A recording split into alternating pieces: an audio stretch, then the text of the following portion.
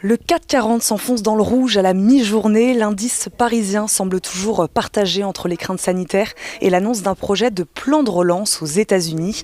Crainte sanitaire en effet, le Premier ministre Jean Castex a mis en garde hier soir contre le risque de nouvelles restrictions aux activités sociales et économiques. La France franchit également hier soir la barre des 6000 hospitalisations pour la première fois en 2 mois. Les investisseurs ont malgré tout réagi, je vous le disais, à l'annonce d'un plan de relance de 2200 milliards de dollars sur lequel travaillent les démocrates de la Chambre des représentants. Une initiative lancée après l'intervention de Jérôme Powell, président de la Réserve fédérale, qui sommait les élus à stimuler davantage la reprise. Ce plan de relance pourrait être voté la semaine prochaine.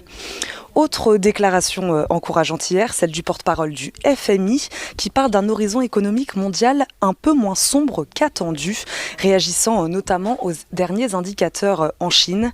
Le FMI qui doit présenter ses nouvelles perspectives économiques mondiales le 13 octobre prochain. En juin, il tablait sur une contraction de 4,9% de l'économie mondiale cette année, contre moins 3% prévu en avril. Wall Street a également pu compter sur les très bons chiffres de vente de logements neufs aux États-Unis qui ont un peu amorti la hausse surprise des inscriptions hebdomadaires au chômage. En France, la dette publique s'alourdit de 200 milliards d'euros au deuxième trimestre, annonce l'INSEE, un record qui fait passer la dette en point de PIB de 101,4% au premier trimestre à 114,1% à la fin du deuxième.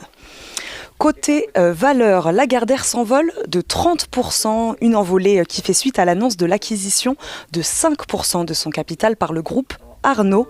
Arnaud finalise ainsi l'acquisition de 27% de Lagardère Capital et Management, la holding personnelle d'Arnaud Lagardère.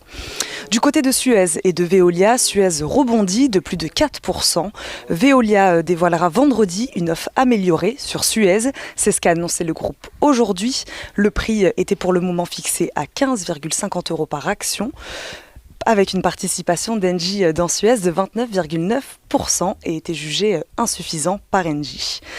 Total est également une valeur à suivre. Aujourd'hui, l'entreprise se donne pour ambition de faire partie des 5 plus grands producteurs mondiaux d'énergie renouvelable.